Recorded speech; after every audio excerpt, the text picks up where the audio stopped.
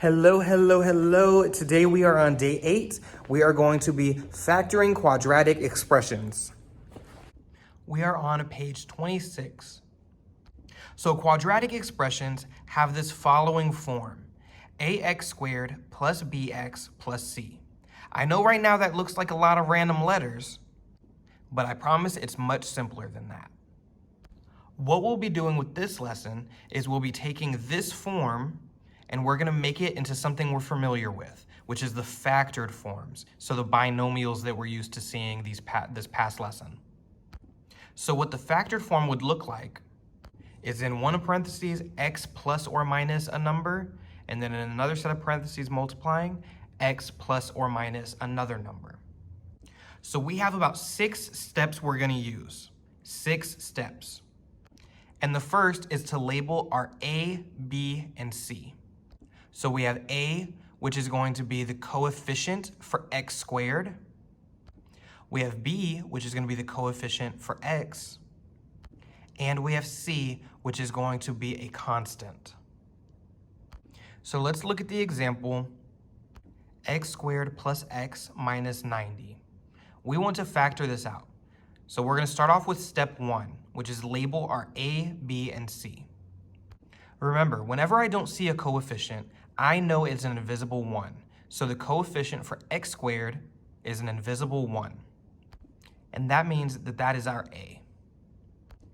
X also has a positive coefficient and it's invisible, so I know it's an invisible positive 1. And that will be our B.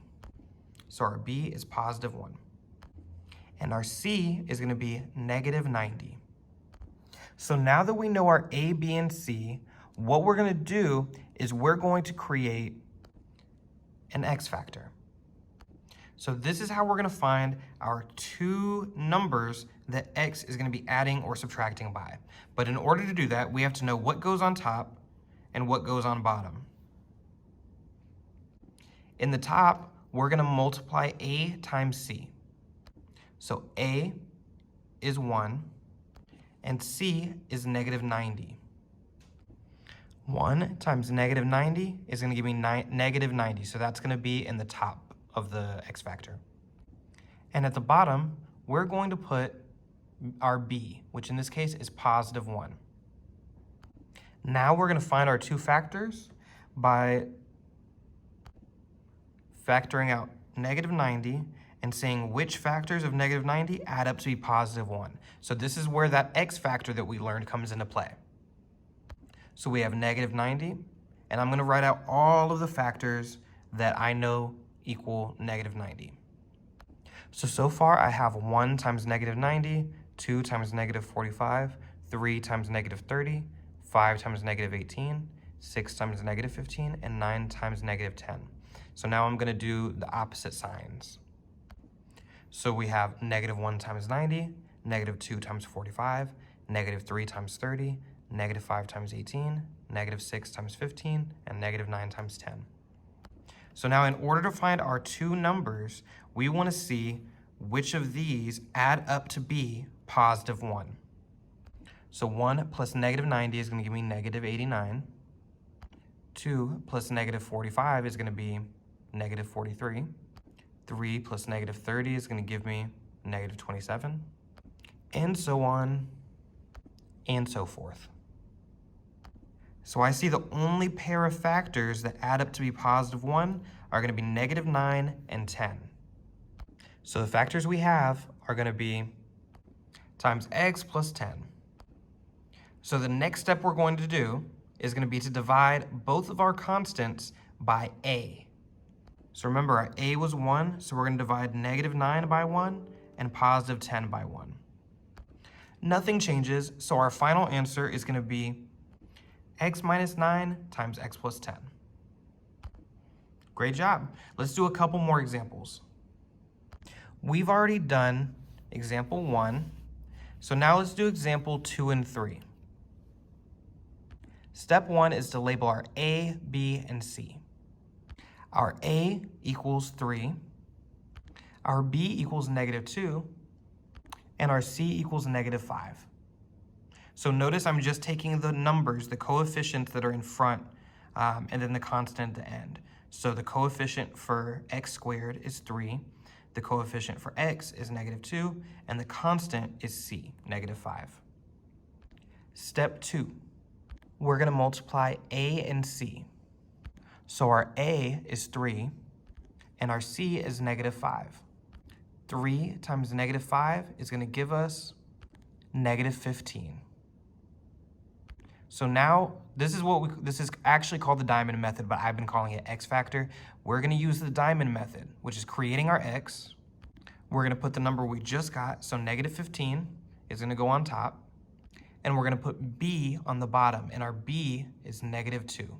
So step 3 was to put the number we got for a times c, which was -15, and to put b on the bottom, which is -2. So now we're going to factor the number on top. We want to find out what numbers are going to multiply to get -15 and add to get -2. So I'm going to factor -15. So -15 divided by 1 is -15. -15 divided by 2 is a fraction, so we can't use that. -15 divided by 3 is going to be -5. And -15 divided by 4 is a fraction, so we can't use that. So now I'm going to do the opposite signs. So I can also use -1 times +15 and -3 times +5. Sorry, that should be a 5. And we want to see which one of these pairs is going to add up together to be -2. So 1 plus -15 is -14. 3 plus -5 is -2. -1 plus 15 is 14. And -3 plus 5 is 2. So we want to put in the pairs that add up to be -2, which in this case is 3 and -5. So now we're going to place this in factor form. So we're going to take the two numbers we just got, which are +3 and -5. We're going to put them in parentheses. So we have x plus 3 and x minus 5. So now we're going to divide both of the constants by a, which was 3. So a quick recap. Step 1, we identified our a, b, and c. Step 2, we multiplied a and c together, and we got -15. Then we solved the diamond method. So we put the number we got for here in the top, and we put b on the bottom, and then we solved using the x factor method, and found 3 and -5.